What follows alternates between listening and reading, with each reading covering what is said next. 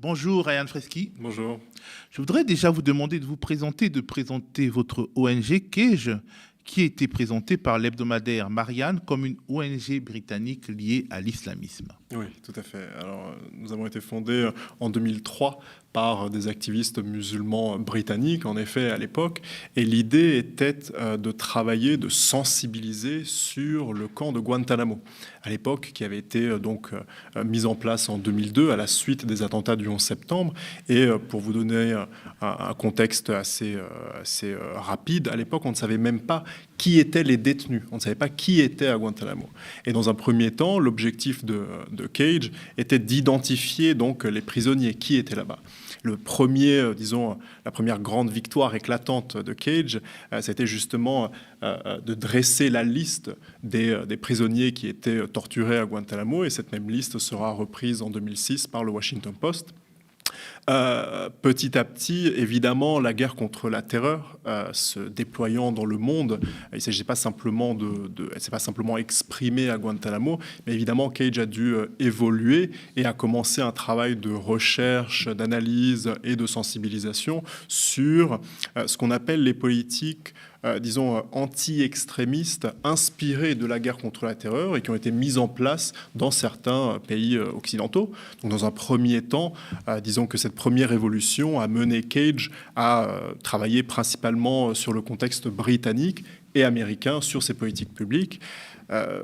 Évidemment, la guerre contre la terreur est un phénomène mondial. Elle touche aussi la France. Et à la suite des dissolutions des associations musulmanes en 2020-2021, le CCIF, Baraka Sikti, la maison d'édition Nawa, décision a été prise par mes collègues d'intervenir dans le contexte français, d'essayer de comprendre ce qui s'y produisait et continuer ce travail donc, de sensibilisation et de combat. Tout ce que vous avez dit ne m'explique pas pourquoi Marianne vous présente comme une ONG britannique liée à l'islam. Parce que Marianne est islamophobe et que quoi que nous puissions faire, évidemment... Marianne est islamophobe. Oui, je crois, oui. Je ne suis pas le seul, d'ailleurs. Mais si vous voulez, évidemment, le travail que nous faisons, il s'agit à la fois, évidemment, de lutter contre l'islamophobie de manière générale, donc que ce soit ces expressions, disons, sociétales, mais aussi les politiques dites anti-extrémistes, comme je disais il y a quelques instants. Et si la lutte contre l'islamophobie n'est pas consensuelle, imaginez que la lutte contre l'islam radical l'est encore moins. Qu'elle soit en plus portée par des musulmans pratiquants rend, je crois, notre analyse et notre parole assez inaudible. Et c'est ce qui nous vaut les magnifiques compliments de cette magnifique magazine qu'est Marianne. Alors, le directeur de votre ONG, Mohamed Rabbani, est d'ailleurs interdit de séjour en France par l'effet d'un arrêté ministériel. On parlait d'arrêté ministériel il n'y a pas longtemps. Un arrêté ministériel datant de 2022. Tout à fait, oui. Et ce qui est intéressant, c'est le justificatif principal, la principale justification qui est mentionnée dans le document. C'est évidemment le travail que j'ai mentionné jusqu'ici, donc de sensibilisation sur l'islamophobie d'État en France. Et ce qui est assez drôle, c'est que dans le document, il mentionne parmi les griefs justement le rapport que nous avons publié, que j'ai rédigé, et il mentionne le titre, que je vous remercie d'avoir mentionné. Alors, il faut savoir que ce titre, je ne l'ai pas sorti de mon esprit, c'est une parole, c'est une citation de Gérald Darmanin. Alors c'était assez cocasse de voir que pour un rapport qui aujourd'hui est analysé repris et analysé dans certaines universités américaines, rapport pour lequel je suis moi-même invité dans certaines conférences académiques, par exemple à Berkeley il y a quelques mois. Ici, en revanche, cela vaut, comme vous l'avez mentionné, donc interdiction d'entrée et territoire en France, mais aussi sur l'ensemble de l'espace Schengen, sur demande des autorités françaises. Vous êtes français? Oui. Sinon, vous auriez été expulsé. Sinon, j'aurais été expulsé, certainement. Et c'est ça le problème, c'est-à-dire pourquoi les Français, finalement, auraient, dans le cadre de ce qu'on peut considérer comme du droit pénal, des avantages, une sorte de dédoublement du droit, c'est comme ça qu'on aboutit à l'apartheid. Et ça, c'est problématique, même si nous bénéficions de ce privilège, parce que le fait que vous parliez ici, une forme de privilège. Tout à fait. Alors, vous avez suivi le feuilleton lié à l'imam Majoubi. Quel regard vous portez sur cette affaire ? Je crois que cette énième affaire de bannissement d'un imam. Je me souviens évidemment de l'affaire Iqiyoussen il y a quelques années. Finalement, à mon sens... Très darmanien. Oui, bien sûr, ça sort de son esprit. Il s'agit évidemment de comprendre qu'il ne s'agit pas d'un événement ponctuel, mais plutôt de remettre tout ceci dans un contexte, je dirais, persécutoire, islamophobe en France. Ce n'est pas le premier imam qui est touché. Et surtout, si vous voulez... Depuis plusieurs années, ce que nous avons découvert dans ce rapport, c'est que la France mettait en place une politique publique assez terrible, assez draconienne, puisque nous avons découvert que des dizaines de milliers de structures dirigées par des musulmans, quand je parle de structures, je ne parle pas simplement de mosquées, je parle aussi d'associations, mais aussi d'entreprises, avaient fait l'objet de contrôles administratifs particulièrement intrusifs, que des milliers de ces structures avaient été fermées et que fermées par l'administration ou fermées à la suite par l'administration. Non, par l'administration directement, et que je crois quelque chose comme 55 millions d'euros avaient été saisis à une communauté musulmane déjà précaire depuis février 2018. Et à la Comment suite, ça, 55 millions d'euros ont été saisis à une communauté musulmane, ça veut dire quoi? Il faut être précis. Et c'est-à-dire que à chaque fois qu'une structure est fermée, c'est par exemple, mettons un restaurant qui se fasse fermer ou une association qui a des fonds, eh bien ces fonds sont gelés et sont même pas simplement gelés, saisis par l'État. Et par la suite? Et par la suite, la plupart de ces structures sont fermées et l'argent reste à l'État et n'est pas rendu à qui de droit, évidemment. Donc, et c'est une situation qui a vocation à perdurer ou à un moment donné... Oui, elle existe depuis février 2018 et les dernières données de cette politique publique ont été publiées en octobre 2023. Ça veut dire qu'il y a des associations, et des particuliers, des mosquées, des entreprises qui ont vu leurs fonds gelés depuis 6 ans. Tout à fait. Et dans mon rapport, justement, je détaille cette politique publique, ses conséquences, et nous avions exprimé une prédiction assez néfaste, et j'espérais avoir tort. Nous disions justement que au bout d'un moment, ce ne serait pas simplement des structures, des organisations qui seraient touchées, mais aussi des individus. Et j'ai malheureusement eu tort, puisqu'à la suite de la publication du rapport, eh toute une série d'imams ont été évidemment expulsés. Je ne m'attendais pas, je dois dire, à ce que le directeur exécutif de mon organisation soit aussi banni, mais c'est l'état de l'islamophobie étatique en France. Elle fonctionne sur un mode persécutoire et est particulièrement brutale. Mais dans l'affaire Majoubi en particulier, on voit que, disons, les dignitaires de la communauté musulmane ont abandonné cet imam qui a sans doute commis des maladresses, s'est exprimé d'une manière peut-être difficile à accepter pour eux. N'étant ni musulman ni spécialiste de l'islam, je ne peux pas en parler, mais globalement, il n'y a pas eu de solidarité autour de cet homme. Je dirais que publiquement, c'est toujours difficile pour les dignitaires de la communauté musulmane d'exprimer justement une forme de solidarité, justement du fait de la politique publique que j'ai mentionnée, du fait de la persécution assez brutale. Exactement. Ce n'est pas parce qu'ils n'expriment pas en soi une solidarité, je suis sûr qu'ils l'ont fait de manière privée, mais publiquement, les conséquences peuvent être assez terribles et d'un certain point de vue, je les comprends. Dans votre rapport, vous avez dit, vous considérez que le décret de dissolution du collectif contre l'islamophobie en France et de l'ONG Baraka City, qui date de 2020, a marqué un tournant dans le traitement de l'islam et des musulmans en France. Selon quelle modalité ? Je dirais que c'est la première fois, ou plutôt, oui, c'est la première fois que des organisations connues, établies, à la réputation, je dirais, assez excellente dans la communauté musulmane, mais aussi en dehors de la communauté musulmane, ont été touchées de la manière la plus brutale. Une dissolution, je veux dire, les organisations n'existent plus, on n'a plus la possibilité non plus de reconstituer ces organisations, puisque ça devient c'est puni par le droit pénal de reconstituer cette association. Je rappelle que à l'époque, le CCIF était la principale organisation de lutte contre l'islamophobie. Des milliers de personnes, lorsqu'elles étaient affectées par un fait islamophobe, avaient accès à des juristes gratuitement via le CCIF. Toutes ces personnes... Ce n'est plus possible aujourd'hui ? Ce n'est plus possible. C'est-à-dire que moi, si je crée mon association ayant le même objet, on peut considérer que je la reconstitue ? Non, puisque je n'étais pas...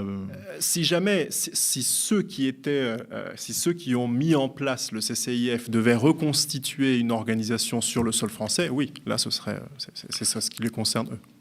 Alors, vous parlez de politique d'obstruction systématique. Qu'est-ce que ça veut dire ? D'entrave systématique, exactement. Alors, ce n'est pas mon expression, c'est l'expression que j'ai découverte dans les documents officiels du gouvernement, dans plusieurs décrets et parfois même dans des discours du ministre de l'Intérieur de l'époque, qui était Christophe Castaner, et dans certains décrets, et dans certains discours aussi du Premier ministre de l'époque, qui était Jean Castex. L'expression, je crois, parle d'elle-même. Il s'agit donc d'entraver de manière systématique le bon fonctionnement de la société civile musulmane. Donc, comme je l'ai mentionné, il s'agissait donc de toucher, de cibler n'importe quelle structure, y compris parfois, ça semble assez absurde, mais ça a été étayé, des snacks, par exemple, des snack bars, des bars à chicha, qui, je ne crois pas, je ne pense pas que ce soit des lieux de haut séparatisme, mais pourtant, ils ont été touchés. Et oui, donc c'est cette expression qui est employée par le gouvernement. Est-ce que la situation en France est spécifique selon vous ? Parce que je pense qu'une partie des journalistes et des analystes vous trouvent un peu rude, et c'est pour cela peut-être qu'ils vous qualifient comme ils vous qualifient, parce qu'ils estiment que c'est exagéré, les critiques qui sont portées. Est-ce que les musulmans sont moins bien traités en France qu'ailleurs en Europe ? Oui, tout à fait. Nous considérons que la France aujourd'hui est le nouvel épicentre de l'islamophobie, en tout cas dans le monde occidental. Vous savez, les chiffres sont... les données que je vous ai données sont des données officielles. Au bout d'un moment, lorsque j'ai rédigé ce rapport, je ne m'attendais pas à découvrir ce type de données, et je ne m'attendais pas non plus à utiliser la terminologie que j'emploie aujourd'hui. Je ne m'attendais pas à parler de persécution. Mais lorsque vous découvrez qu'en 5 ans, 30 000 structures ont été affectées, que 55 millions d'euros ont été saisis, et que la plupart des organisations musulmanes, qui étaient le fleuron, disons, de la communauté, n'ont pas simplement été touchées indirectement, mais complètement dissoute, je suis navré. La dureté de l'islamophobie n'est même pas une analyse, c'est un simple constat. Et ailleurs en Europe, ça va mieux ? Un peu mieux, on va dire ça comme ça, c'est-à-dire qu'il n'y a pas autant de dissolution et il n'y a pas à ce jour, dans d'autres pays européens, une politique publique telle que l'entrave systématique. Cependant, et c'est notre angoisse, je dirais, nous savons que la France, diplomatiquement, cherche à transmettre justement cette politique à d'autres États, notamment l'Autriche, mais aussi l'Allemagne, mais aussi d'autres pays européens. Et notre travail est donc... Si vous voulez, nous cherchons à lutter contre l'islamophobie en France aussi, et peut-être même surtout, parce que nous pensons que si nous réussissons à vaincre ici, alors nous serons en mesure d'éviter que cette islamophobie brutale d'inspiration française ne soit adoptée par d'autres pays. On peut vous dire que vous portez atteinte à l'unité nationale, parce qu'il y a des jeunes musulmans qui nous écoutent, et en dressant un tableau très sombre de leur statut en France, vous pouvez alimenter la frustration, la révolte et même le passage à l'acte. On peut se dire ça ? Non, je ne pense pas. Encore une fois, moi, je ne suis pas responsable des politiques publiques qui sont mises en place et je ne peux pas les taire. À partir du moment où elles existent, je les analyse, je sensibilise et j'essaie de trouver une solution. Vous savez, l'oppresseur ne choisit pas simplement les armes du combat, il choisit l'intensité du combat. Moi, j'y peux rien. Je ne suis pas à la place de Gérald Darmanin, tant mieux. Je n'ai pas son esprit. Le sien est vide, le mien, j'espère, un peu moins, et moins brutal surtout. Mais je prends acte de ce qui est en train de se produire. Et lorsque j'essaye, moi et l'organisation que je représente, lorsque nous essayons de lutter contre ces politiques, je pense que c'est pour le bonheur de la communauté et pour le bonheur de tous. C'est parce que nous cherchons à, justement, entraver, nous aussi, mais des injustices évidentes, afin de pouvoir, je dirais, de manière tout à fait calme et tranquille, rétablir une certaine sérénité au sein de la communauté musulmane et ailleurs, évidemment. Alors, vous évoquez une bataille des mots. Par exemple, on serait passé du concept de radicalisation au concept de séparatisme. Tout à fait. À quel point ce changement de terminologie est important pour vous ? Je pense que La radicalisation, c'est un terme que l'on trouve en France et aussi ailleurs, et qui a été très employé, disons, dans la décennie 2010, notamment après, évidemment, les attentats de 2015 et de 2016. Le processus par lequel une personne... Exactement, deviendrait violente. Voilà. Et le séparatisme est un changement, je dirais, conceptuel important, puisque cette fois-ci, il retire de l'équation le passage à l'acte violent. C'est-à-dire qu'il s'agit simplement, finalement, de cibler un comportement, ce qu'on croit être une idéologie.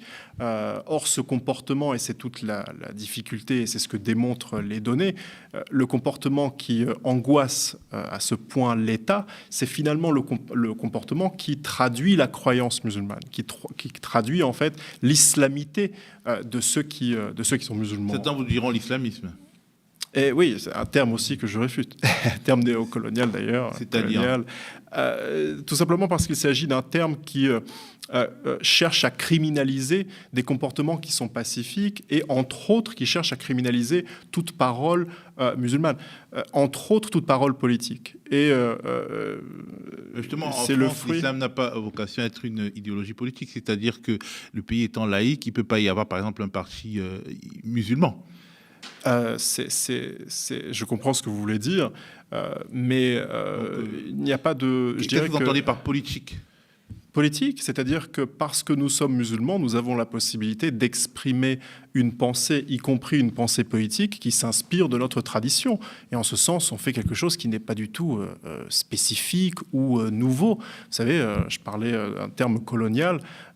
Pendant la colonisation française en Algérie, parmi les mouvements qui ont lutté contre la colonisation et qui ont permis de libérer l'Algérie, il y avait des mouvements musulmans qui étaient dirigés par des imams. L'idée selon laquelle, parce que toute politique ou toute pensée qui soit ancrée dans la tradition musulmane est en soi dangereuse, c'est complètement absurde. Nous parlions de l'Afrique du Sud il y a quelques instants. La ministre des Affaires étrangères de l'Afrique du Sud est musulmane, pratiquante. Et imaginez le cauchemar pour Florence Bergeau-Blaclair. Elle s'est même convertie après son mariage. C'est comme ça qu'elle est devenue musulmane. Eh bien, elle a d'ailleurs, dans une de ses dernières conférences de presse, elle a cité des paroles du prophète. Et on n'a pas trouvé ça choquant. Bon, l'Afrique du Sud n'est peut-être pas un pays aussi laïque que la France. C'est mieux que la France. Son hymne national est même un cantique. Est-ce qu'un des problèmes à résoudre, ce n'est pas l'assimilation musulmans, terroristes, djihadistes ? Est-ce que vos organisations ne donnent pas l'impression de soutenir les trois ? Donc, musulmans, terroristes, djihadistes. Je vais jusqu'au bout dans la logique. L'hebdomadaire Marianne évoque votre dirigeant Moazzam Begg, qui a un parcours assez sinueux, on va dire, et vous reproche de soutenir des personnes qui sont musulmanes, mais également porteuses d'une idéologie islamiste, voire des ex-djihadistes. Est-ce qu'il ne faut pas mieux dissocier et choisir ses combats pour plus d'efficacité ? Est-ce que toute personne, disons, musulmane, mérite d'être soutenue parce qu'elle est musulmane, y compris quand elle passe quand elle arrive à des passages à l'acte violent, quand elle va en Syrie, etc., etc. Bien sûr, bien sûr. Ce n'est pas notre position. L'idée est de comprendre. Alors, vous parlez de violence. Je rappelle premièrement que Moazzam Begg est un ancien détenu de Guantanamo. C'est quelqu'un qui a connu la torture pendant plusieurs années. Mais pour revenir à la question on considère que c'est un djihadiste. Oui, ce qui est évidemment faux. Je rappelle que quelqu'un comme Moazzam Begg a vu des amis à lui assassinés par l'organisation État islamique, par exemple. Donc, c'est assez difficile de nous associer à eux. En ce qui concerne la violence, ce que nous cherchons à expliquer, ce n'est pas qu'il faut, comment dirais-je, l'excuser, mais il faut chercher à la comprendre pour briser le cycle de la violence. Plutôt que de dire, non, la violence, finalement, c'est le fait de musulmans qui sont barbares, et parce qu'ils sont barbares, ça s'arrête là. Essayons de comprendre les griefs politiques. Je n'ai pas dit excuser la violence, mais comprendre les griefs politiques, les analyser, essayer de les solutionner pour briser ce cycle de la violence. Par exemple, quels griefs politiques nourrissent cette brutalité qui, d'ailleurs, s'exerce à majorité dans le monde contre des musulmans, quand on parle du djihadisme ? Concernant la France, par exemple, ses positions en termes de politique étrangère. La France est un pays qui, si n'est pas intervenu en Irak, c'est un État qui est intervenu, par exemple, en Afghanistan à la suite des attentats du 11 septembre en 2001. C'est un pays qui s'est investi massivement au Sahel. Et quand je parle d'investissement, il faut comprendre qu'il y a des personnes qui en sont mortes. Alors, les réactions ne sont pas nécessairement les meilleures ou justifiées, ce n'est pas la question. Mais en tout cas, il s'agit de comprendre que peut-être que ces interventions ne sont pas justifiées. Et je rappelle qu'une recherche universitaire a démontré il y a peu que ce qui augmente la probabilité de ce qu'on appelle des attentats, c'est justement l'intervention politique. Oui, bien sûr. Mais ce que je veux dire, c'est que ce qui augmente leur probabilité, c'est l'intervention militaire de certains pays occidentaux. Donc ça ne vient pas de nulle part. C'est ça qu'on essaie d'expliquer. Alors la France est un pays qui a été historiquement traversé par des guerres de religion. Et qui est très attaché à la laïcité comme vecteur de paix sociale. En tout cas, c'était ça l'objectif de départ.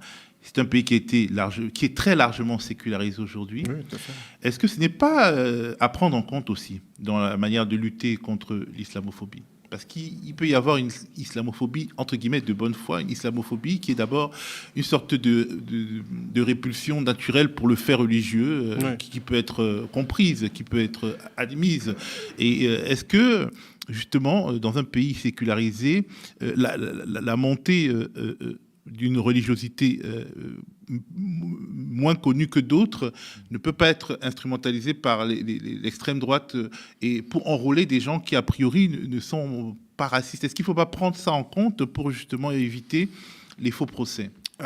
Il s'agit de comprendre que les guerres de religion que vous avez mentionnées n'impliquaient pas des musulmans, premièrement, et il s'agit des guerres de religion quand même. Oui, mais ça n'impliquait pas des musulmans en France. Les protestants et catholiques, c'est des protestants et des catholiques, mais c'est pas nous. Les religions sont pas toutes exactement les mêmes, et puis finalement c'est le même substrat, mais le goût change. Non, ce sont des pensées qui sont extrêmement différentes entre elles, et on ne peut pas, sous prétexte que l'une aurait été criminelle à un certain instant, on ne peut pas du coup élargir et dire finalement vous aussi, mais bon, vous n'étiez pas là, mais c'est pas grave, vous êtes malgré tout coupable. Je dirais qu'il faut, c'est une vision européocentrée de ce qu'on appelle la religion et de l'histoire même, qui est, je crois, assez discutable. Mais les guerres de religion ont existé en dehors de l'axe européen. Il y a eu des batailles sur fond. Oui, mais les guerres de religion n'ont pas animé, par exemple, le monde musulman autant que la religion française, par exemple. De dire finalement, à chaque fois qu'il y a eu de la religion, eh bien, il y a nécessairement une violence brutale et gratuite. C'est difficile de dire ça quand, justement, en 2015, il y a les attentats. Les attentats en 1900, dans les années 90, c'était toujours lié à la religion, en tout cas au conflit en Algérie entre le fils et les généraux. Donc, c'est théorique ce que vous êtes en train de me dire. Non, de fait, du tout. Il s'agit de comprendre, encore une fois, comprendre le contexte, pourquoi ça s'est produit. Elle est là la grande question et le grand tabou. Mais il s'agit aussi de comprendre les réticences. Tout à fait. Si on comprend votre contexte, vous devez aussi comprendre le contexte de celui à qui vous demandez de comprendre. Sûr. Mais l'idée selon laquelle je devrais me taire et ne pas dire certaines choses parce que le contexte finalement ne le comprend pas, c'est une forme je suis désolé, c'est une forme de soumission et de comment dirais-je, c'est assez humiliant pour moi. J'essaie de porter une parole simple de vérité. Je ne dis pas les choses pour blesser ou pour faire mal. Au contraire, il s'agit de répondre aux questions les plus difficiles, parce que c'est en répondant aux questions les plus difficiles qu'on peut les solutionner et qu'ensuite on peut briser ce cycle de la violence. La raison pour laquelle ça vous semble théorique, c'est parce que jusqu'à présent, cette parole n'a jamais été exprimée. Alors évidemment, ça semble théorique et puis on se dit mais ça ne peut pas fonctionner. Oui, ça n'a pas fonctionné jusqu'à maintenant parce que personne ne l'a jamais dit. Mais on est arrivé. Est-ce que les défenseurs des droits de l'homme et des droits humains sont plus sensibles à votre discours ailleurs qu'en France ? Et est-ce que vous avez un message pour les défenseurs des droits humains français ? Tout à fait. Vous savez, la réputation de l'organisation CAGE est établie depuis plus de 20 ans, la bonne réputation. Je rappelle qu'il y a par exemple quelques semaines, et c'était même pas la première fois, le Time Magazine a recueilli des commentaires de certains de nos chercheurs justement sur le conflit israélo-palestinien, parce qu'ils considèrent que notre parole est une parole qui est fondée, sérieuse et recherchée. Je parlais de 2006, lorsque le Washington Post, qui, je crois, n'est pas dirigé en sous-marin par les frères musulmans, enfin peut-être que Florence Bergeau-Blaclair le pense, mais ils ont repris nos travaux. Et nous collaborons avec les plus grands médias internationaux depuis des années. Ça n'a rien de nouveau. Lorsque vous parliez de Mohamed Rabbani qui a été banni de France, le Guardian, qui là aussi je ne crois pas qu'il soit particulièrement islamiste, a repris, peut-être géré par les frères musulmans certainement. J'oublie à chaque fois. Je me suis fait avoir, j'aurais pas dû le dire, mais a repris cette histoire et l'a interviewé parce qu'ils connaissent Cage et ils connaissent la valeur de notre travail. Je veux dire aux défenseurs des droits humains en France, puisqu'ailleurs nous avons de très bonnes relations, par exemple avec Amnesty, mais même avec d'autres, Human Rights Watch, qui ont déjà repris nos travaux, avec lesquels parfois nous avons même collaboré. Il n'y a pas de difficulté à ce niveau-là. Je dirais qu'il faut qu'en France, il faut qu'une maturation enfin puisse voir le jour, et que certaines paroles, même quand elles sont portées par, au hasard, un homme musulman barbu sur des questions assez difficiles, il faut malgré tout les entendre. Moi, le rapport, je ne l'ai pas sorti de mon esprit. J'ai travaillé sur des documents officiels du gouvernement. J'aurais préféré ne pas les découvrir. J'aurais préféré que 30 000 structures musulmanes ne soient pas touchées. J'aurais préféré qu'il n'y ait pas de dissolution. Mais ça a eu lieu. Et c'est à nous, parce que nous sommes touchés, de pouvoir nous exprimer et qu'on puisse solutionner dans le calme ces difficultés. J'ajouterais qu'il n'est pas nécessaire de se comprendre en amont pour commencer à se parler. Exactement. Merci Ryan merci à vous. Freschi. Freschi, exactement. Et merci à vous, chez vous, de nous avoir suivis.